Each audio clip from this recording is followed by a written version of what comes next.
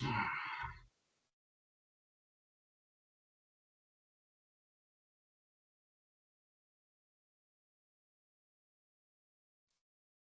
réduit le chaud. Avec le chaud, mais ça peut être. Et puis je sens que je vais pas non plus. Donc,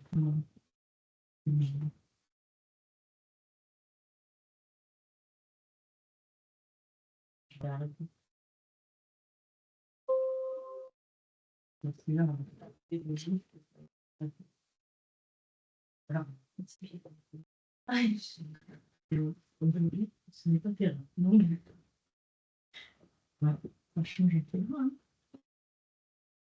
Parce que, ouais, c'est pas possible. Ça change vite là. Oui. Enfin, je sais pas ce qu'on dit. Voilà, donc il manque encore quelques personnes. Merci, s'il vous plaît, de couper vos micros pour qu'on puisse pouvoir nous entendre plus facilement.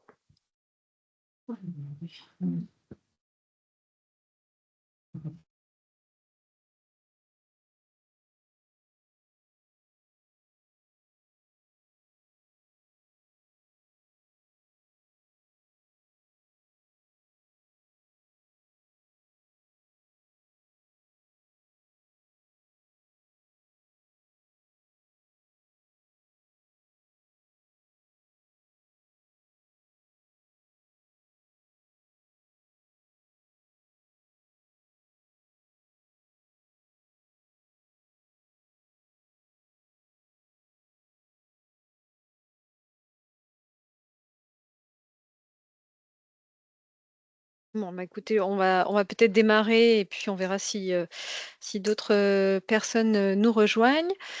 Donc, je suis Maxime Guérin, je suis chargée de mission en santé des végétaux à Plantécité. Donc, merci de vous être connectés pour assister à cette présentation du projet Bonsaï et du protocole expérimental que nous avons développé pour la mise en œuvre de la technique de la dévitalisation à l'ail. Ce que je vous propose, c'est peut-être, si on reste une vingtaine autour de la table, de pouvoir réagir en direct en prenant la parole, parce que là, je suis toute seule à l'animation, donc je n'aurai pas nécessairement un œil sur le chat.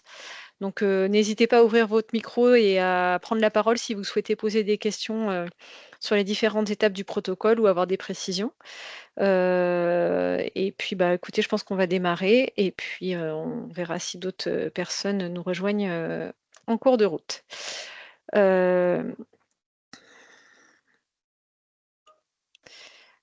Voilà. J'ai pas vérifié, mais est-ce que c'est bon, vous m'entendez bien? Tout le monde m'entend? Parfait. Merci. Alors, c'est parti. Donc juste vous rappeler, pour ceux qui connaîtraient pas la structure, ce qu'est Plantécité. Donc c'est un centre technique national sur la gestion de la nature en ville. On développe des études et des expérimentations donc, autour de ce sujet-là. Parmi les thèmes qui sont abordés, on va avoir tout ce qui va être l'adaptation au changement climatique, autour de la gestion des eaux pluviales, du choix des essences, la protection et la préservation de la biodiversité.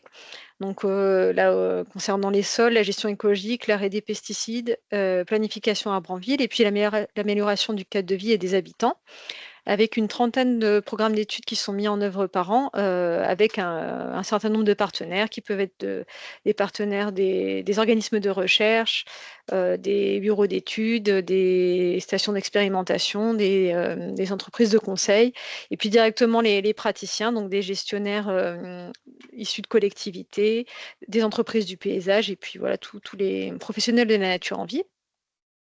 In fine, ces programmes d'études et d'expérimentation sont réalisés afin de produire des connaissances qui sont directement utilisables par les professionnels de terrain, qui sont diffusées via nos différentes ressources, donc que ce soit des publications, des documents en ligne, et puis des différents types d'applications.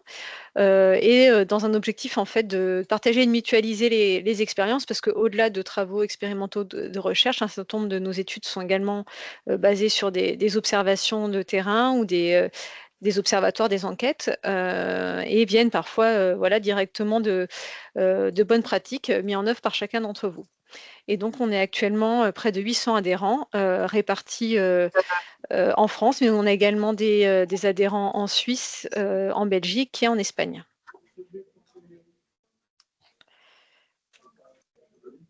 Donc s'agissant du projet, Banzai en particulier, alors excusez-moi, je permets aussi aux personnes de continuer à accéder. Alors il y a quelqu'un qui a son micro d'ouvert, s'il vous plaît, est-ce que vous pouvez le fermer? Merci.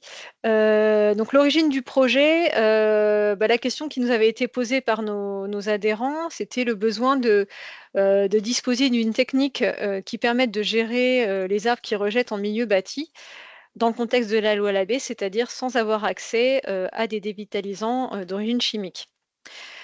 Donc on avait produit, une première étude, hein, de 2019 à 2021, dont je vais vous mettre le lien dans le chat.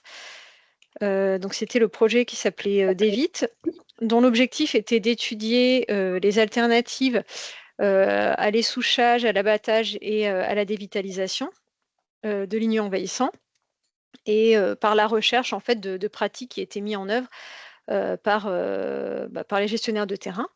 Donc ce qu'on a vu, c'est que, en termes de dévitalisation chimique, c'était tout simplement plus une option aujourd'hui, mis à part un certain nombre de contextes très particuliers.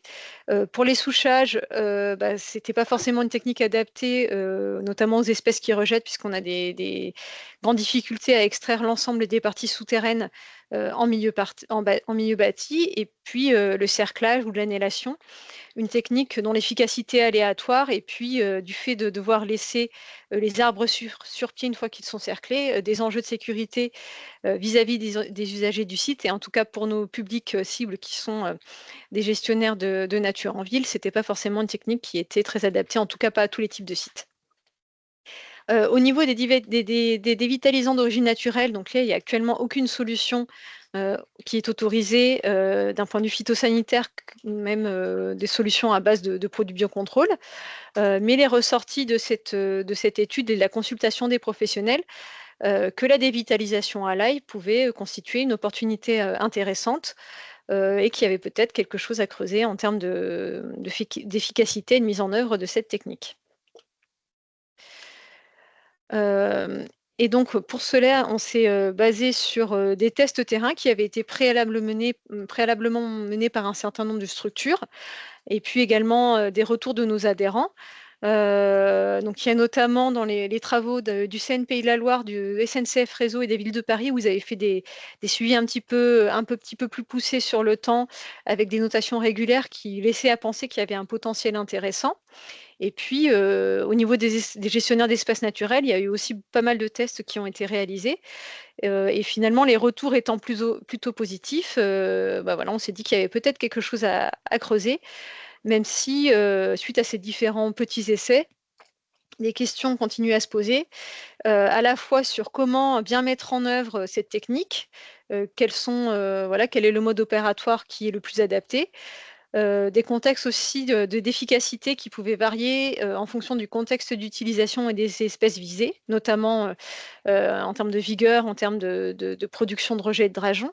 Et puis des questions aussi sur le statut réglementaire de la technique, puisque là, on est quand même, dans un champ, qui se rapproche dans le champ de la protection des végétaux et est-ce que cette technique était légale? On n'en était pas sûr au vu du statut de la technique. Donc il y avait toutes ces questions qui restaient à explorer avant d'envisager un déploiement à plus grande échelle. Et puis juste pour vous alerter, dès à présent concernant les retours, donc comme je vous disais, l'efficacité reste à prouver, donc on a plutôt des signaux positifs, mais c'est bien l'objet du projet, hein, de conclure sur l'efficacité, en tout cas pour un certain nombre d'espèces. Et puis, des choses qui ont été observées sur le terrain, comme ça peut être le cas parfois aussi pour les dévitalisants chimiques, hein, c'est une efficacité qui n'est pas immédiate. On a des délais de plusieurs mois, voire d'1 ou 2 ans avant d'induire une mortalité, donc il faut quand même avoir en tête, que voilà, on ne va pas avoir, une mortalité directe des pieds qui seront visés et qu'il faut se laisser un peu de temps, pour voir si la technique, porte ses effets. Donc au niveau du projet, donc il s'est lancé en 2024, donc en ce début d'année, grâce à un appel à manifestation d'intérêt porté par l'OFB, auquel nous avons été retenus, et puis des fonds complémentaires des entreprises du paysage. Donc vous voyez ici les différents partenaires qui sont impliqués dans le projet. Donc on va avoir tout d'abord le CNPI La Loire, l'ONF, l'Armée Flore, la SAPEF Paysage, SNCF Réseau et NF Végétis qui vont conduire des expérimentations sur l'Hexagone et sur l'île de la Réunion, donc là pour tester la technique dans différentes conditions. On va ensuite avoir l'ITAB, l'ITEPMAI et le SONAS qui, eux, vont plutôt travailler sur les aspects statut réglementaire de la technique et comprendre aussi les effets de la dévitalisation à l'ail. Et puis vous voyez ici des partenaires satellites, donc c'est ce réseau de partenaires satellites que vous pourriez être amené à rejoindre, qui vont tester en fait la technique directement sur les espaces qu'ils ont en gestion, sur la base du protocole qui sera mis à disposition et que je vous partagerai suite à cet échange. Donc au niveau du plan d'action, donc juste pour vous dire que voilà, le projet s'est construit en 2023 et s'agissant du premier axe, explorer le mode d'action et le statut réglementaire, on va avoir des travaux qui vont être réalisés de recherche et de synthèse bibliographique sur le mode d'action, à la fois pour comprendre d'où vient cette technique, puisque c'est vrai que dans la littérature scientifique, on n'a rien trouvé s'agissant de son efficacité. Donc c'est vraiment quelque chose qui vient du terrain, de la pratique traditionnelle, mais on aimerait un petit peu pouvoir documenter cela. Et puis, comprendre le mode d'action, donc savoir quelles sont les molécules qui sont impliquées dans les faits. Donc pour ça, on va avoir des travaux de recherche avec des prélèvements qui vont être réalisés sur les souches qui seront traitées pour comprendre un petit peu les échanges moléculaires qu'il peut y avoir entre l'ail et les végétaux qui seront traités. Et du coup, les molécules qui seraient impliquées. Et puis aussi dans l'idée de se dire, bah voilà, si on arrive à identifier les molécules qui sont à l'origine de l'effet, peut-être qu'on pourra aller plus loin en analysant les composés de différentes variétés d'ail pour voir quelles seraient les variétés qui seraient plus à même d'induire un effet. Et puis, comme je vous le disais, explorer le statut réglementaire, voire via la constitution d'un dossier technique. Un deuxième axe, donc l'expérimentation en réseau pour évaluer l'efficacité et définir les conditions optimales d'utilisation. Donc on a eu une phase d'élaboration des protocoles expérimentaux donc qui a débuté dès 2023, avant le lancement officiel du projet et donc qui s'est poursuivi là jusqu'en milieu d'année. Et puis une fois le protocole bouclé, on a pu lancer, la phase expérimentale et d'essai de valeur pratique et donc c'est à ce niveau que vous pourriez, intervenir pour venir, renforcer les troupes pour avoir un maximum de résultats. Et puis un dernier axe, évaluer les besoins pour l'Hexagone et les outre-mer, donc sur la base, des premiers résultats qu'on pourra obtenir, dans le cadre du programme, essayer finalement de consolider la liste des espèces visées des contextes d'usage en essayant d'extrapoler si possible les résultats en se disant: «Bah, voilà, on a observé un tel effet dans telles conditions, et ben, on peut peut-être s'attendre, que pour telle espèce et pour tel type de site, les effets seront les mêmes». Donc ce sera un petit peu ce travail qui va être réalisé. Et puis l'étude de couverture des besoins en ail, c'est si demain la technique devait, être amenée à se démocratiser, s'assurer que, il y aura suffisamment d'ail pour fournir les besoins et puis voir un petit peu, comment, quelles seraient les possibilités pour se fournir avec des ailes qui seraient,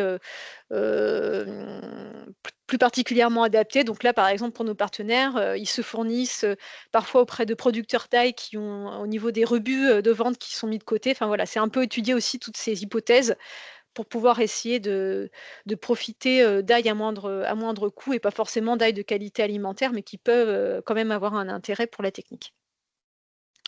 Et dans l'objectif d'aboutir à un livrable qui sera un référentiel d'efficacité, donc qui permettra voilà, d'indiquer les résultats obtenus et de comparer peut-être d'une licence ou d'une situation à l'autre les efficacités observées et puis des cahiers techniques. Donc là, c'est pour ensuite permettre la mise en œuvre de la technique si elle s'avère efficace, même si on a plutôt des signes positifs, dans différents contextes d'utilisation et notamment les différents profils professionnels, puisqu'on voit que à la fois dans les personnes qui sont là aujourd'hui et puis dans nos partenaires, on va avoir des gestionnaires d'espaces en milieu urbain, d'espaces naturels, d'espaces forestiers, d'espaces routiers. Donc voilà, on a des configurations différentes et on préverra peut-être des cahiers techniques adaptés à ces différents publics.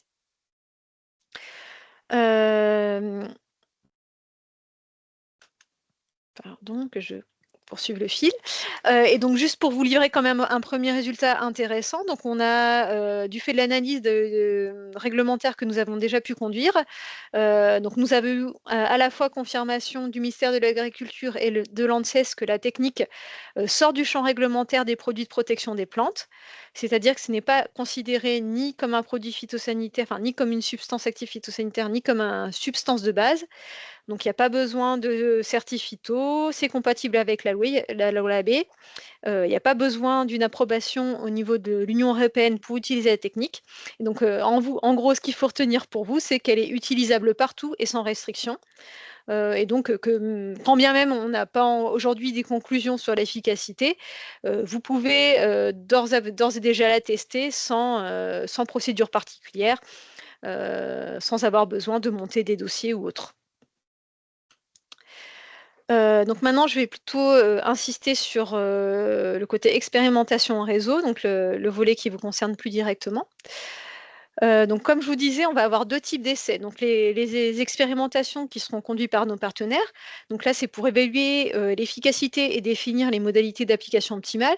Donc là, ça va être sur des sites dédiés qui sont mis à disposition par les partenaires pendant toute la durée du projet, avec un suivi intensif et continu. Et donc là, ce sont les partenaires qui sont financés dans le cadre du projet.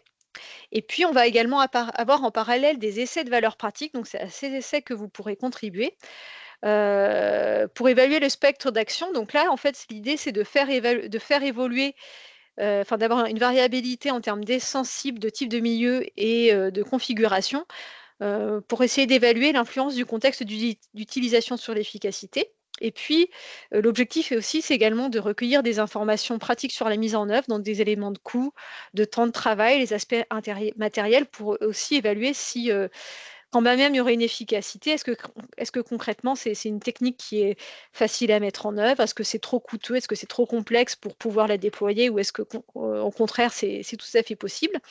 Et donc là, ce sont sur des sites qui sont mis à disposition par les partenaires, mais qui peuvent sortir du dispositif si on a besoin, et puis avec un suivi qui sera un peu plus léger que pour les partenaires du projet. Donc les principes généraux pour pouvoir participer à l'étude, c'est de vous engager à tester 3 modalités. La première modalité, s'agira de tester la dévitalisation à l'ail, qui sera comparée à un témoin percé et puis un témoin non percé. Au moins une fois par an jusqu'en 2026, donc selon quand vous vous lancez cette année, au moins un relevé en 2025 et en 2026, un relevé de suivi. Et puis, à l'occasion de ce relevé de suivi, la coupe des rejets et des drageons. Et puis, ce qu'on vous demandera, c'est aussi de remplir des fiches de suivi au lancement des essais, puis à chaque passage. Et donc, on a prévu un protocole. L'objectif, c'est de s'y tenir le mieux possible pour permettre de comparer les résultats ensuite et de conclure sur l'efficacité. Après, on sait que selon les configurations, les conditions de terrain, il y a besoin parfois d'adapter le protocole et donc les écarts sont possibles. Par contre, ce qu'on vous demandera, c'est si, quand vous souhaitez mettre en œuvre le protocole, il y a des choses que vous ne pouvez pas mettre en œuvre comme c'est prévu, qu'on puisse en discuter au préalable et puis de garder trace de l'information pour qu'au moment où on analyse les résultats, eh bien, on puisse pouvoir quand même en tenir compte lors de la comparaison. Donc, on va parler des différentes phases qui vont permettre de prendre en main le protocole. Donc là, le protocole sera quand même partagé, hein, bien sûr, à ceux qui ne souhaitent pas forcément rentrer dans le dispositif avec le suivi qu'on vous propose de mettre en œuvre. Mais notre objectif, c'est quand même d'avoir un maximum de retours sur les essais que vous pourrez conduire en suivant notre protocole, parce que voilà, plus on a de résultats, plus ça nous permettra de conclure sur l'efficacité réelle et du coup de donner des préconisations plus précises pour ceux qui souhaiteront mettre en œuvre la technique dans le futur. Donc sur la phase de préparation de l'intervention, donc au niveau de la période d'intervention et de suivi, donc la mise en œuvre de l'essai, sur l'hexagone, elle est dans l'idéal à placer en fin d'été, début d'automne, en début de sève descendante, même si ça peut être quand même intéressant de tester la technique lorsqu'elle est positionnée à un autre moment de l'année. Donc dans l'idéal, c'est à cette période-là, mais ça peut être positionner à un autre moment. Donc avec un contrôle sur notation 1 mois après la mise en place pour voir comment évolue l'essai, et puis ensuite au moins une notation par an en fin d'été. Pour les outre-mer, comme il n'y a pas vraiment de pause en termes de croissance de la végétation, finalement, on peut commencer l'essai peu importe quand dans l'année, au moment qui est le plus opportun pour vous. Là aussi, on va avoir un contrôle sur notation, au moins par la mise en place, et là, on considère que bon, faudra au moins une notation par an, mais ce sera peut-être pas suffisant, en fonction de la vitesse de la croissance des rejets. Vu qu'on a une pousse plus active des rejets, il y aura peut-être besoin de faire plusieurs passages, mais bon, ce sera adapté en fonction de comment l'essence qui a été traitée réagit au traitement. Donc au niveau du site, à choisir, en termes de sélection, l'objectif, c'est qu'il soit mobilisable dans l'idéal jusqu'en 2026, donc que vous ayez un peu une vue sur le fait que, voilà, on puisse, conduire l'expérimentation jusqu'au bout. Et parmi les choses qui pourraient être limitantes, sur le fait qu'on puisse, permettre, au site de persister pendant ces 3 années, enfin ces 2 années plutôt, c'est qu'on va devoir, laisser en place des souches et des arbres dépérissants ou morts, donc ça peut être parfois un facteur limitant dans le choix des sites. Et puis, il y a aussi un facteur à considérer, c'est que même si on a des bons retours, il y aura pas forcément de garantie, que la technique s'avère efficace dans toutes les configurations que l'on va tester, donc il faut avoir ça en tête et choisir un site sur lequel on peut accepter l'échec, et notamment accepter que des rejets viennent se développer de manière un peu intensive si jamais, la technique n'est pas aussi efficace que l'on l'espérait. Et puis comporter un nombre suffisant d'individus, donc là, c'est vrai que pour pouvoir après avoir des résultats, plus puissants, et notamment, permettre, d'avoir un résultat d'efficacité à l'échelle du site qui est testé. Donc dans l'idéal, ce serait d'avoir plusieurs dizaines d'individus, mais il faudrait au moins un minimum de 10 individus sur le site, pour pouvoir répartir, avoir au moins un sujet, témoin, et puis après répartir entre les 2 autres modalités, d'avoir quand même, plusieurs individus, notamment s'il y a des individus qui doivent sortir du dispositif. Et puis en termes d'essence ciblée et type de site, là c'est complètement ouvert, voilà, on avait pré-ciblé dans l'appel à manifestation d'intérêt, un certain nombre d'essences, mais là vous êtes, tout à fait libre de choisir, ce sur quoi vous souhaitez tester la technique. Et je tiens quand même à vous partager cette information parce que j'ai vu que, bon, parmi nos partenaires et parmi vous également, certains avaient, évoqué le fait de tester la technique sur Elante. Donc sur Elante, on a quand même des premiers retours de terrain, qui laissent à penser que la clinique serait quand même peu efficace. Donc on va pas vous pousser à tester la technique, sur Elante, et notamment pas si c'est sur un site sur lequel vous n'avez encore rien fait. Parce qu'on voudrait pas que ça, voilà, ça engendre une dégradation de la situation locale. Par contre, la technique peut peut-être s'envisager sur des sites, où vous avez déjà testé d'autres techniques qui vous ont pas apporté satisfaction, et si j'ose dire les mots, là où le mal a été déjà fait, et là où des élantes ont déjà commencé à produire des rejets, voilà, là on peut peut-être, essayer quand même la technique pour voir si ça permet de rattraper la situation. Donc là, je vous ai mis l'exemple de la ville de Paris, c'est ce qu'ils ont décidé de faire. Ils vont essayer la technique sur des élandes qui ont déjà subi une annélation, comme vous le voyez sur la photo. L'annélation n'a pas fonctionné. Il y a déjà des rejets qui ont été produits, et donc là, ils essayent, pour voir, pour essayer de s'en sortir, de continuer, avec la dévitalisation à l'ail, pour voir si ça permettrait quand même malgré tout de contenir, le développement du foyer. Donc, on va vous demander du coup, de renseigner une fiche de description du site si vous rentrez dans le dispositif. Donc là, c'est des informations classiques, hein, sur le type de milieu, décrire le site en quelques mots. Est-ce qu'il est en zone inondable? Voilà, décrire un petit peu le type de surface, la distance entre les individus, pourquoi vous souhaitez traiter cette population. Est-ce qu'il y a un problème de concurrence avec la végétation? Et puis s'il y a une végétation qui est présente, voilà, essayer de décrire un peu la végétation en place.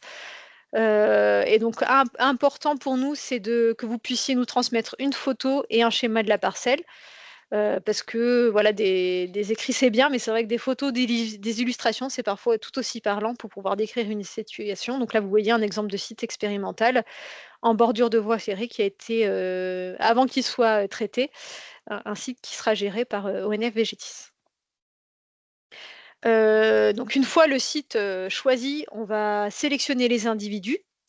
Donc là, c'est pas toujours évident en fonction du nombre d'individus dont on dispose, mais dans l'idéal, on aimerait que les individus soient espacés de plusieurs mètres. Là, ça permet de mieux caractériser l'effet sur chaque souche hein, de la technique, d'avoir plusieurs répétitions par modalité. Donc là, comme vous voyez sur l'exemple de parcelle expérimentale de l'armée flore, c'est de se dire on va diviser, si on a suffisamment d'individus, en fait, on va diviser la parcelle en plusieurs blocs ou en plusieurs linéaires et on va répéter en fait le dispositif dans chaque bloc. Donc là, vous voyez sur chaque bloc, je vais avoir un témoin et un mélange de souches percées traitées et de souches percées non traitées, avec une répartition plutôt aléatoire des individus pour gommer les effets individuels locaux de sol, par exemple, ou de conditions pédologiques qui pourraient avoir une influence.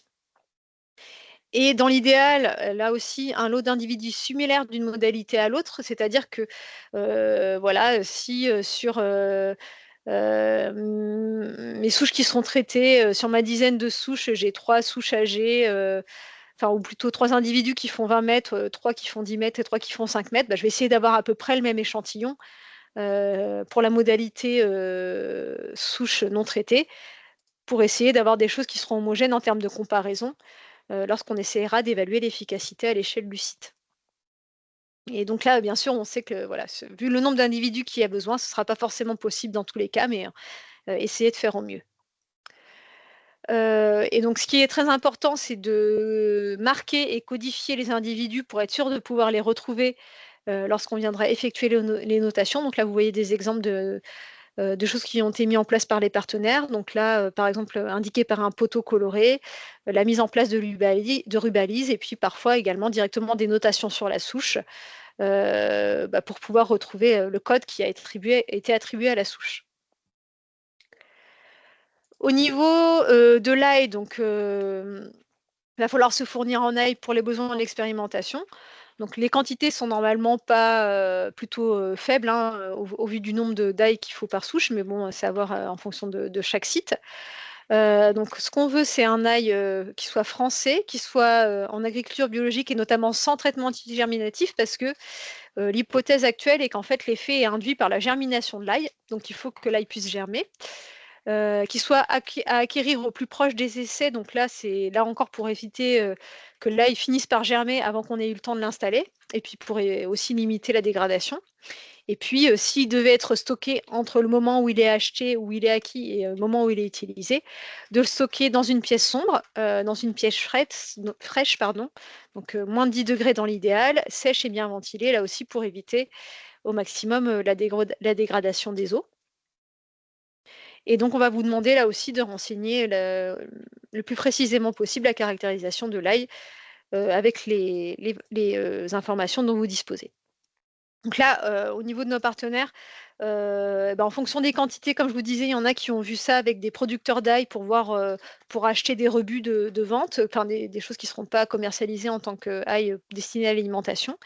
Et puis il y en a qui tout simplement en fonction des stocks qui avaient besoin de petites quantités, qui sont simplement allés acheter leur ail dans des magasins bio pour l'alimentation, parce que ça correspondait à leurs besoins au vu des quantités dont ils avaient nécessaires à leurs essais. Donc une fois qu'on a voilà, mis en œuvre tous ces aspects-là, il va être le moment de lancer l'essai. Et donc avant toute chose, il faut avoir en tête donc les renseignements qu'on va vous demander de renseigner et notamment voilà, le nombre de troncs de tiges, la hauteur approximative de chaque individu. Il y a des choses qui vont pouvoir être renseignées après le traitement, mais il y a des choses qu'il va falloir absolument renseigner au préalable. Par exemple, la hauteur approximative, la hauteur du rejet le plus grand, le diamètre du rejet le plus grand. Au niveau de la densité de drageons et dans les 1 mètre autour de la souche, là, on sait que pour certains, c'est notamment en contexte tropical, ça peut être difficile parce que finalement, il y en a tellement que c'est indénombrable. Donc à ce moment-là, faut préciser voilà, qu'il y en a tellement qu'on ne peut pas les compter. Et puis, vous voyez ici les différentes informations qui vous seront demandées. Et puis là aussi, prendre des photos, c'est toujours un plus. Donc pour lancer l'essai sur la première modalité de la dévitalisation à l'âne, on va procéder ainsi. Donc on va tout d'abord abattre les pieds mères à 20 ou 30 cm du sol. Et ensuite couper à ras les rejets de souche et les drageons. Et donc à ras les rejets de souche donc sur la souche et les drageons dans les 1 mètre autour pour pouvoir dégager la zone et permettre de faciliter les notations. Et donc là, c'est un abattage classique, hein, il n'y a rien de particulier à mettre en œuvre. On va ensuite percer la surface de la souche. Alors concrètement, pour un certain nombre de notre partenaires, en fait, on va souvent avoir un délai entre la phase d'abattage et la phase de perçage de la souche. Donc là, c'est pas forcément une difficulté, ça peut être déconnecté dans le temps, mais le tout, c'est de bien garder trace des dates et du délai qu'on aura mis entre ces 2 phases. Parce que, bah, la première phase d'abattage, en fonction du nombre d'individus à traiter, ça peut être quelque chose, de chronophage, donc on comprend qu'après, il y a besoin parfois de décaler dans le temps pour aller jusqu'au perçage de la souche.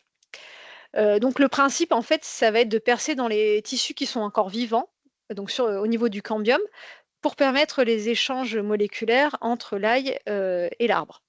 Donc là, vous voyez ici, hein, un petit schéma explicatif. Donc on va aller se positionner à 1 à 2 centimètres du bord de l'écorce, avec des trous qui feront 20 millimètres de diamètre. Donc là, c'est le diamètre le plus adapté, pour mettre des gousses d'ail. On va avoir des trous qui feront 10 centimètres de profondeur et donc là, lorsqu'on a une souche, bah, voilà, ça va être sur tout le pourtour de la souche et puis si on a des espèces multitiges, on va traiter chaque tige, pardon, sauf si les tiges qui feront moins de 4 centimètres de diamètre ne seront pas traitées. Et donc là, vous voyez un exemple, hein, de mise en œuvre, sur une souche, qui a été percée pour les besoins des essais. Et donc, juste pour vous alerter quand même que c'est une étape qui est chronophage et qui est très difficile pour certains en fonction de la dureté du bois. Donc ça peut, voilà, faut vraiment pas sous-estimer, le temps à passer et bien se préparer pour cette phase-là. Donc là, vous voyez, dans le protocole, vous trouverez une table indicative du nombre de trous à percer par souche. Donc là, c'est vraiment pour vous aider, à mieux évaluer. Il n'y a pas besoin de suivre strictement, cette échelle, mais ça vous permet d'avoir un peu plus une idée du nombre de trous que vous aurez à positionner, sur votre souche, mais ça peut être adapté, hein, en fonction du besoin. Donc, pardon, je vous coupe. Oui, Le diamètre minimum, c'est 5-7 centimètres oui, parce qu'en dans fait, la... après, voilà, si c'est trop petit, vous n'allez pas forcément pouvoir, percer dans du tissu, frais, puis ça risque de dégrader, en fait, le pourtour de la souche. Vu qu'on fait quand Ok, même un trou qui fait, voilà, 2 centimètres de largeur. C'est vrai que pour les diamètres plus petits, ça peut être compliqué de faire correctement le trou. ok. Donc, c'est 5-7 centimètres. C'est pas 4 centimètres comme la slide d'avant. Alors, peut-être c'est un Bah, niveau en de fait, c'est détail. en dessous de 4. Oui, en dessous Ça, de c'est 4, sur les on va pas drageons. traiter et oui, c'est 4-5 quoi, la limite Ok, pour, pouvoir retraiter. merci. Heu, donc au moment du perçage, donc si vous avez, réalisé votre abattage plus de 48 heures avant. Donc on va commencer par rafraîchir la souche, donc avec un petit coup de tronçonneuse éventuellement, pour avoir des tissus vivants en fait, au moment de la mise en place. Et donc, à prévoir donc, le matériel, on va vous demander d'utiliser, bien sûr ce que vous avez en stock, mais, de choisir de préférence les matériels le plus puissant que vous avez. D'avoir, plusieurs lots de batteries pour les perceuses parce que c'est là, le retour de nos partenaires, c'est que ça consomme de la batterie, donc il faut quand même en avoir plusieurs d'avance si besoin. Également des mèches de rechange en cas de casse parce que comme on me l'a dit, c'est quand même une tâche assez complexe et il y a eu des cas de casse de mèches. Éventuellement un outil manuel pour dépanner si besoin, même si c'est vrai qu'en fonction de la dureté du bois, ce sera peut-être pas suffisamment puissant pour réaliser le perçage. Et puis, dans l'idéal, d'avoir plusieurs agents à la fois pour répartir les efforts et puis pour contenir aussi le temps qu'on va passer à réaliser cette tâche. Et donc ce qui est important de noter, c'est qu'en fait, la sciure qui va être issue du perçage, elle va servir à reboucher les trous, donc il va falloir, la garder de côté pour la réutiliser ensuite et pas forcément, s'en débarrasser. Pour les cas où vous avez des souches qui sont un peu couchées, bah, vous pouvez percer de biais, pas forcément à la surface de la souche, pour pouvoir, installer, les os aussi, s'il y a besoin. Et ensuite on va insérer donc là une gousse taille par trou. Donc là, au niveau des gousses, on va choisir des gousses entre guillemets plutôt dodues, donc c'est-à-dire qu'ils vont avoir un peu de réserve, qui seront en bon état, non germées, et on va grossièrement les dénuder, donc en gros retirer les couches qui se retirent facilement en doigt, et puis ensuite on les insère dans la souche, dans les différents trous qui ont été réalisés. Et puis ensuite on va reboucher les trous avec la sciure issue du perçage. Et uniquement dans les outre-mer, parce qu'on sait que parfois, voilà, il y a des phases de pluie ou de tempête qui peuvent être intenses. On peut éventuellement reboucher au mastic arboricole pour limiter l'impact des intempéries, mais on préfère quand même un rebouchage à la sciure parce que notre inquiétude avec le rebouchage au mastic, c'est que ça limite la germination de l'ail, du coup qu'il n'y ait pas l'effet dévitalisant qui se produise, puisque ce serait à ce moment-là que l'effet se produirait. Mais ça peut rester quand même une possibilité si vous avez peur que les pluies induisent un essuyage trop important et puis risque de déloger en fait les gousses des trous. Donc sur la modalité 2, le témoin percé, en fait, on va tout faire pareil, sauf insérer une gousse d'ail par trou. C'est l'étape qui va manquer, donc c'est pour permettre vraiment comparer, vraiment pour permettre d'isoler en fait l'effet de l'ail en comparant ces deux modalités. Et puis le témoin non traité, donc là ce sera un ou plusieurs individus qui seront laissés tels que, donc aucune intervention dessus. C'est pour voir la dynamique spontanée de production de rejet qui a lieu lorsqu'on ne réalise aucune intervention. Et donc au moment de la mise en place des essais, donc vous allez renseigner tout d'abord une fiche de description du protocole. Donc là, ça rappelle les principes à appliquer, et donc on vous demandera de remplir au moins les dates, si possible la profondeur moyenne, le diamètre moyen. Après, si vous suivez le protocole, il n'y aura pas forcément besoin de le repréciser. Le type de rebouchage pour le rebouchage, et puis toutes autres informations. Voilà, si vous avez des informations sur les aspects matériels. Voilà, si effectivement vous avez, comme certains de nos partenaires, eu des difficultés techniques parce que vous avez eu de la casse, un manque de puissance, etc., c'est important de le partager parce que ce sera peut-être plus tard une limite au déploiement de la technique. Et puis toujours prendre des photos, c'est toujours, encore une fois, important pour nous. Et puis notamment des photos de vous en train de réaliser les différentes opérations, parce que dans la perspective des cahiers techniques, pour la mise en œuvre, c'est toujours plus parlant d'illustrer avec des personnes en situation. Heu, hop. Donc là, ça y est, l'essai est lancé. Donc ensuite, on va vous demander de réaliser un suivi de la parcelle. Donc au niveau du suivi de la parcelle, donc on va avoir un passage de contrôle à 1 mois, juste pour voir que tout est en place, que les os sont toujours en place dans les souches. Et vous alertez quand même que, vous vous en doutez, certaines essences peuvent avoir une réaction un peu vigoureuse au démarrage, et que certains partenaires ont ressenti le besoin, à 1 mois déjà de faire un premier passage de coupe des rejets. Donc là, vous voyez sur peuplier, voilà, 2 semaines après le traitement, on a des rejets qui poussent, et puis là, c'était sur Jam Rosa, là aussi, voilà, pas forcément la même quantité de rejets émise en fonction des différents individus, mais sur certains individus, voilà, il y a une production importante. J'ai mis le Seine Pays de la Loire, pardon, c'est une photo de l'armée Flore. Voilà, il y aura peut-être besoin dès ce stade de réaliser une coupe pour essayer de contenir un peu la vigueur des individus traités. Et puis ensuite, on va vous demander un petit renseignement. Donc là, c'est plutôt des observations. Donc voilà, si vous avez déjà beaucoup de rejets, etc., ça peut être important d'en garder trace. Et puis ensuite, le suivi de la parcelle. Donc là, on va vous demander de passer au moins une fois une fois par an. Donc avec des observations à réaliser sur la souche et dans les 1 mètre autour. Donc là, comme vous le voyez, donc soit on peut faire un diamètre de 1 mètre autour de la souche, ou faire un carré, un quadrat, en fonction de ce qui est le plus simple à mettre en œuvre. Et donc, dans certains cas, vous allez peut-être ressentir le besoin de se réaliser un suivi plus fréquent.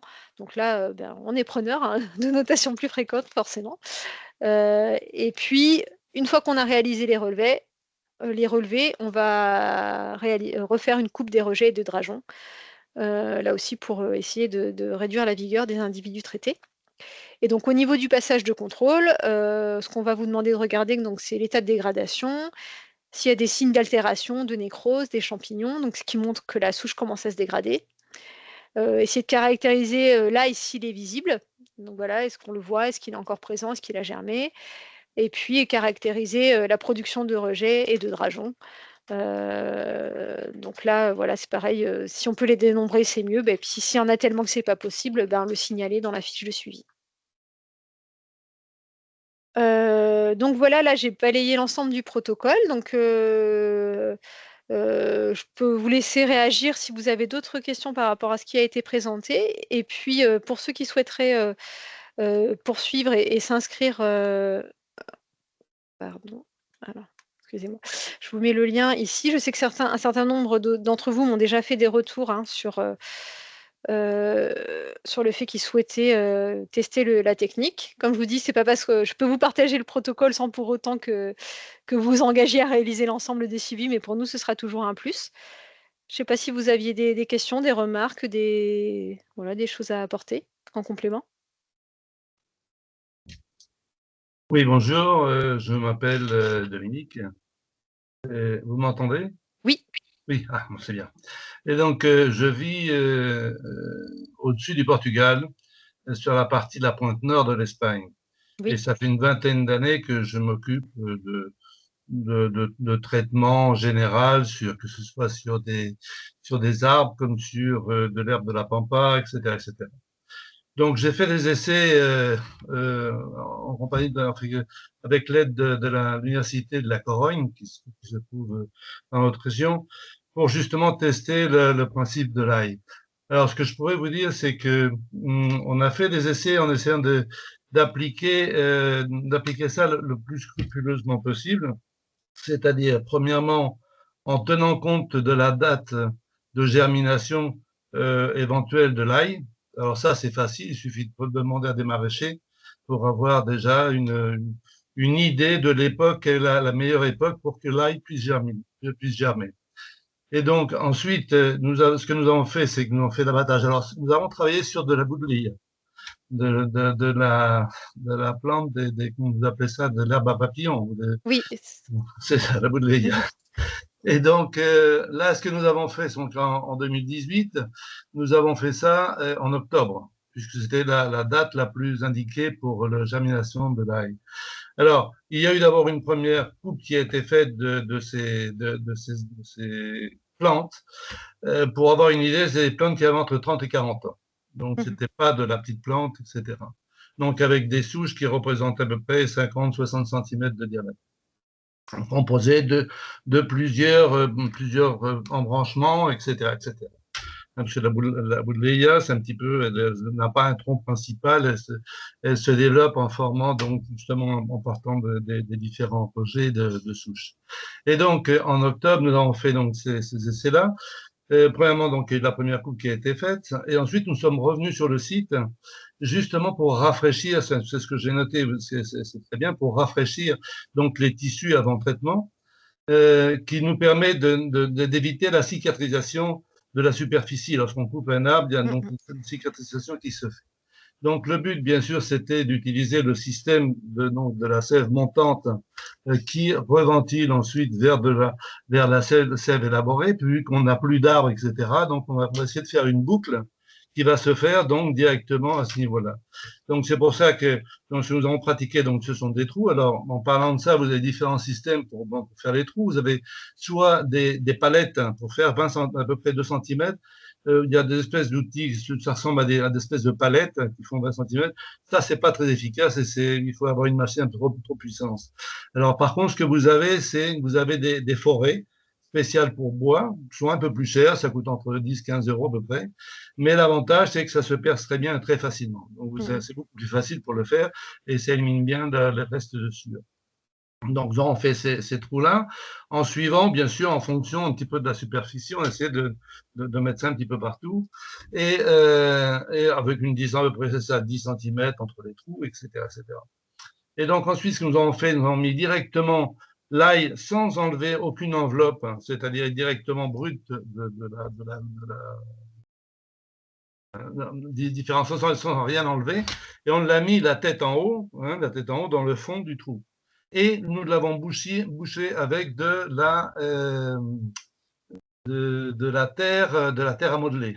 C'est de la glaise à modeler, qui est très facile à trouver. Vous trouvez ça dans n'importe quel magasin comment ça s'appelle, de bricolage, non, manualidad, manualidad, bon, manualité, je sais pas comment vous dites. Oui, ou ça, de loisirs créatifs peut-être. Voilà, c'est ça, exactement. Enfin, c'est facile. De la glaise pour faire des statues.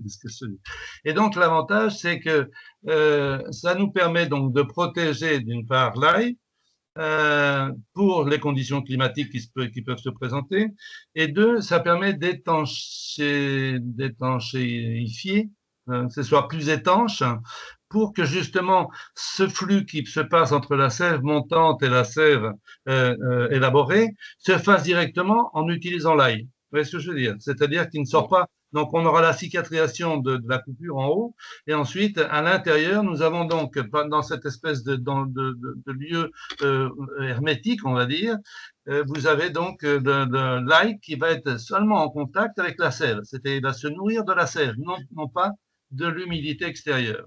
Donc, on va avoir un résultat beaucoup plus efficace pour faire cela. Donc, c'est ça, au lieu de mettre de la sûre, mieux de la glaise pour que ça soit bien Bah, en hermétique. fait, oui, donc juste pour rebondir par rapport à ça, donc on avait étudié en fait plusieurs modalités de rebouchage et les retours de nos partenaires, c'est que certes, c'était peut-être plus efficace, mais en fait,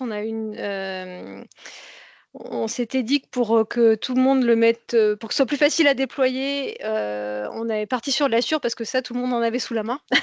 Ouais. Alors que de la glaise, pardon, ça nécessitait un achat supplémentaire. Donc, c'est pour ça qu'on s'est dit, l'idée, c'est qu'il faut quand même que ça reste une technique qui soit facilement mise en œuvre. Et donc, il a fallu faire un choix.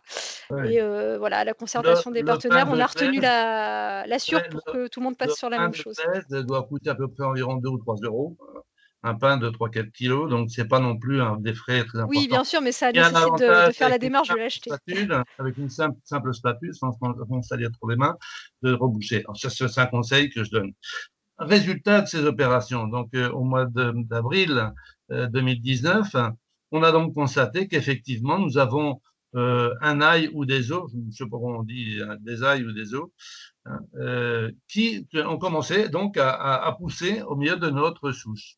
Et nous avons eu un résultat excellent, c'est-à-dire que nous n'avons pas eu de problème nous n'avons pas eu le besoin de revenir sur le site, et nous avons donc pu constater la mort complète de la plante. Alors, comme test, ce que nous avions, c'était d'une part des souches qui n'avaient pas été traitées, et d'autre part même des souches qui avaient été traitées au glyphosate. Et on a obtenu de meilleurs résultats avec de l'ail qu'avec du glyphosate. Hein, vu qu'en Espagne, nous pouvons encore utiliser le glyphosate, chose que je ne sais pas moi-même, mais qu'effectivement, il est possible de faire. Donc, dans l'espace du mois d'octobre de 2018 à avril 2019, nous n'avons pas eu de rejet, sauf un, où c'était un embranchement de la souche qui venait un petit peu comme c'était un espèce de rejet qu'il y avait sur un côté qui n'avait pas été percé. Donc, celui-ci avait bien, sur une souche, avait rejeté.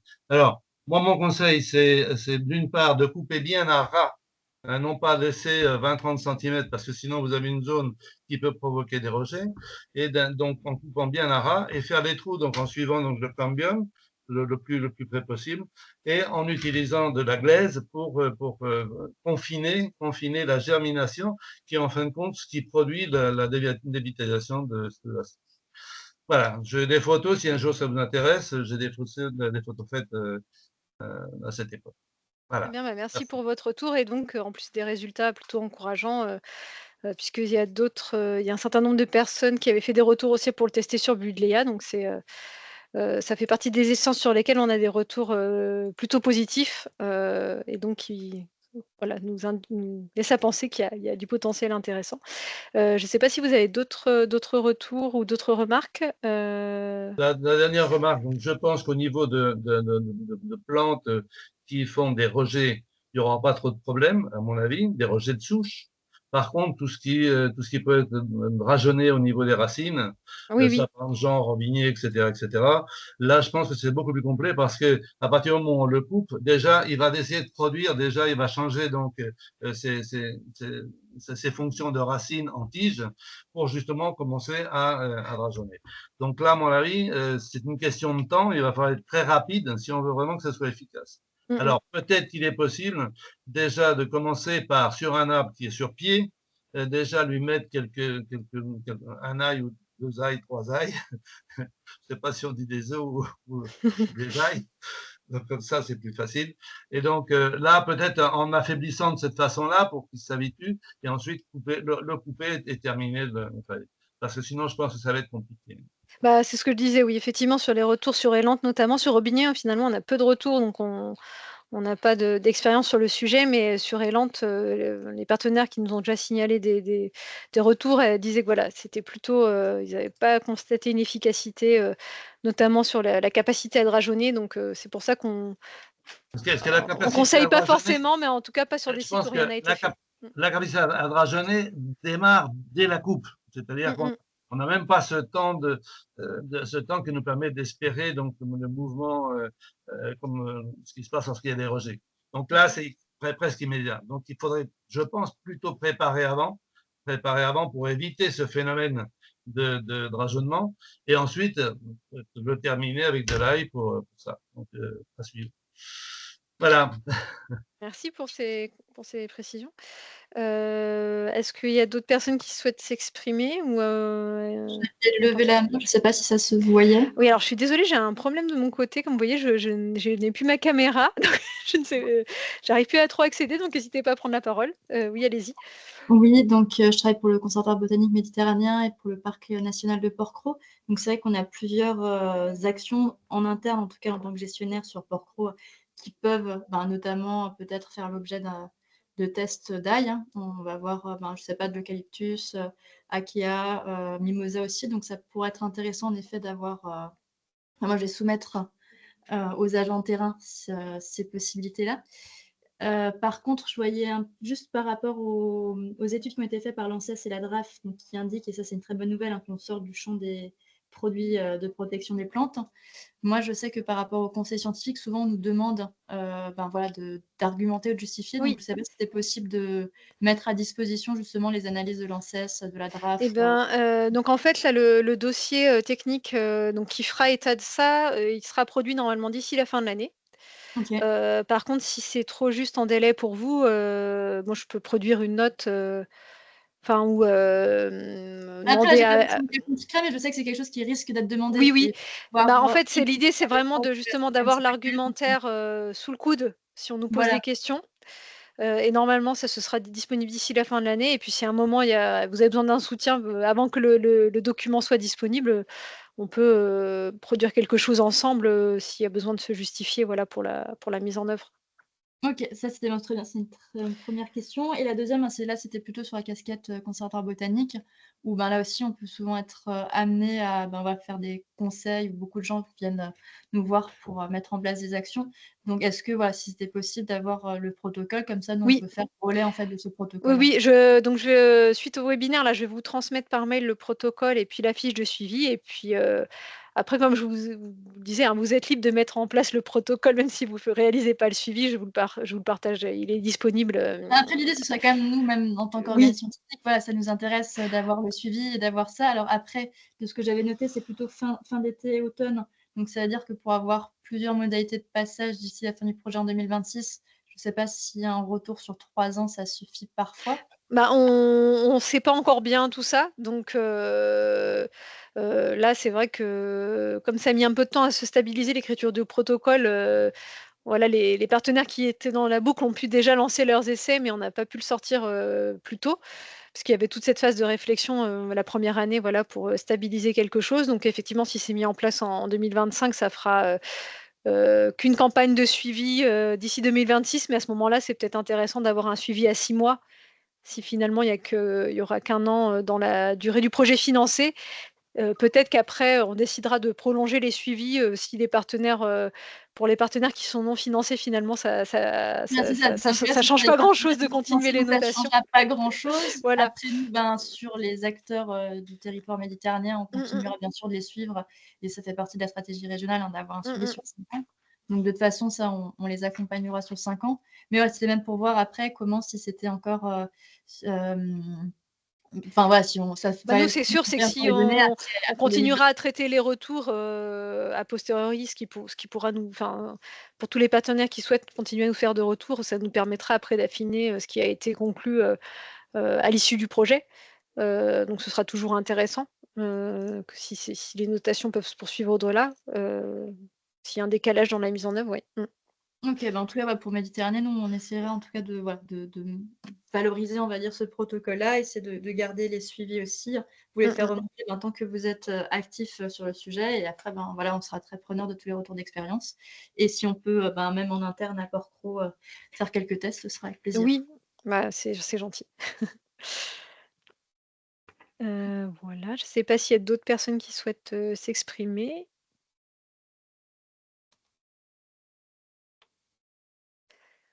OK, bah, écoutez, je vois personne qui se manifeste. Donc comme je vous disais, donc là, je vous ai partagé dans le chat, un lien si vous souhaitez, voilà, nous partager, sur ce lien, bah, si vous souhaitez mettre en place des essais, et les suivre, réaliser un suivi pour nous, bah, nous partager ici, les essences, les types de sites qui seront mis en place. Mais quoi qu'il en soit, je vous partage à tous, à l'issue de cet échange, le protocole, la fiche de suivi et puis le protocole que vous pouvez aussi mobiliser, voilà, sur des sites qui ne feront pas l'objet d'un suivi. Puis n'hésitez pas à revenir vers moi si vous avez des questions, qui vous viennent, plus tard et puis, bah, on essaiera d'avoir voilà, si déjà l'an prochain, peut-être à l'issue des premiers relevés, peut-être qu'on fera un autre point d'information pour faire un premier bilan de ce qui a été mis en œuvre. Et puis voilà, donc bah, j'espère que vous ayez, voilà, ça vous a permis de mieux comprendre, en tout cas nous, le protocole qu'on a essayé de mettre en place et que vous pourrez, mobiliser, pour tester la technique chez vous et puis on se tient au courant, voilà, si vous souhaitez, réaliser un suivi pour contribuer, aux résultats du projet. Merci beaucoup. Merci beaucoup. Merci, au revoir. Merci, revoir. bonne journée. Au revoir. Merci. Merci.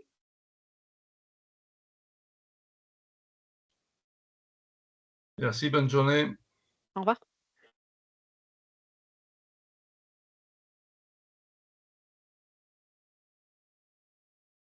Merci, au revoir. Au revoir.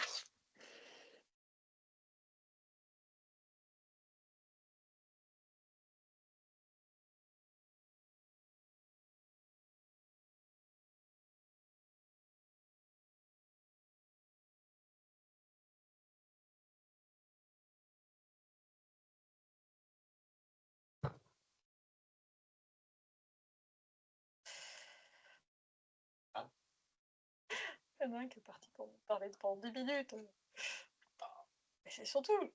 C'était prévu, non? Pas très bien. Ah. Mais surtout que je dis, je présente le protocole en disant s'il vous plaît, essayez de respecter le protocole. Il dit alors bah moi, alors j'ai pas coupé à 20 cm, j'ai coupé un ras, puis j'ai pas mis de la suture, j'ai mis de la glaise. Oui, je vous demande de suivre le protocole. Sinon, je vais pas pouvoir comparer les résultats. Ah, pas possible ça.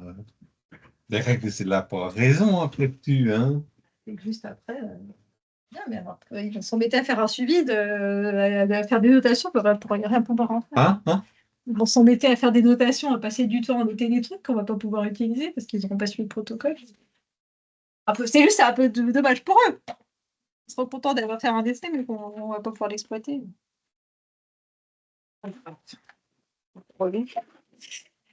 Mais bon, il a quand même dit que ça marchait, donc c'est bien.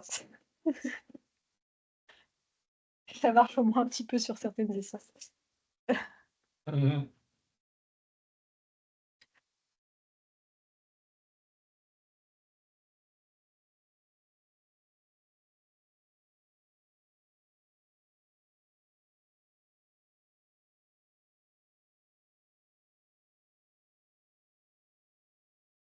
Alors.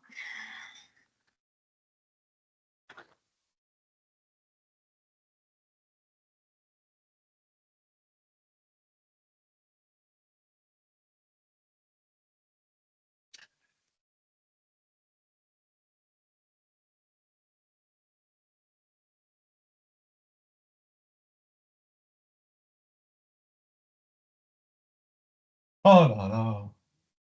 Hein? Ah, c'était bien, t'étais contente? Ouais, bah, c'est comme d'hab. T'as toujours 50% des gens qui disent qu'ils viennent, des inscrits qui viennent. Et c'est fou. C'est une règle absolue, quasiment. Celui précis. Ouais, ça marche à tous les coups. Alors, pourquoi j'ai toujours mon écran qui est partagé?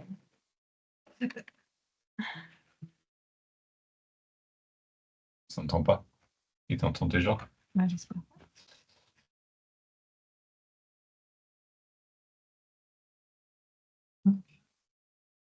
Ah, mais je suis encore mon écran qui est partagé, c'est juste ça.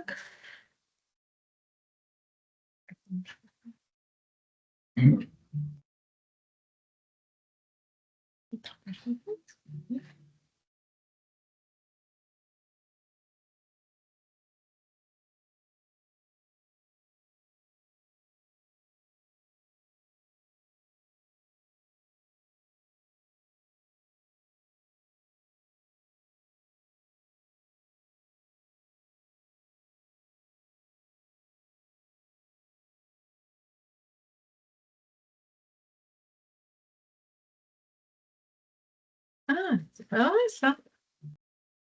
On va démarrer. Je peux démarrer, quoi. Juste quitter l'application. Bah, c'est ce que je croyais avoir fait, mais ça va pas s'en aller. Sinon.